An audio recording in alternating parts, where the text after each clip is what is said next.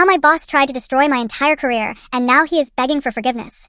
I was the top employee in our company for 4 straight years. I closed the biggest deals, saved failing projects, trained new hires, and worked tireless nights. My last performance review called me the future of the company.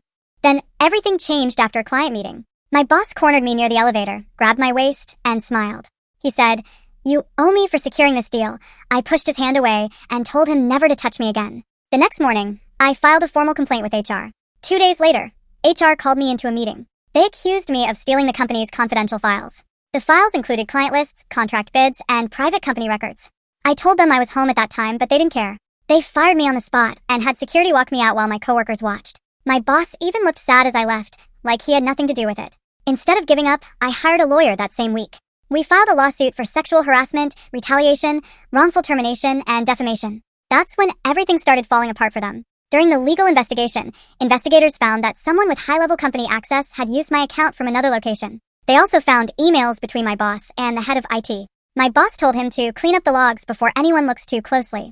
The IT manager secretly kept copies of every email because he thought something illegal was happening. He later handed those emails to investigators. Then came another twist. HR had received complaints about my boss from 3 other women over the past 5 years.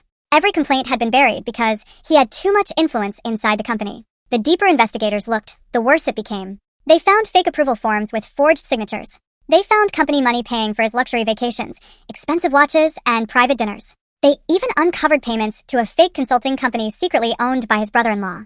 The man who framed me wasn't just hiding harassment.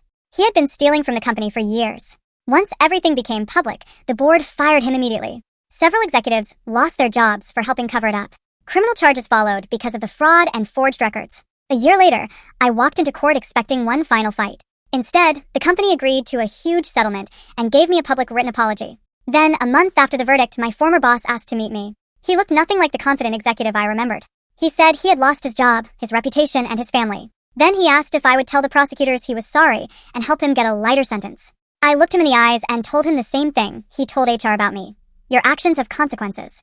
I stood up, walked away, and never looked back.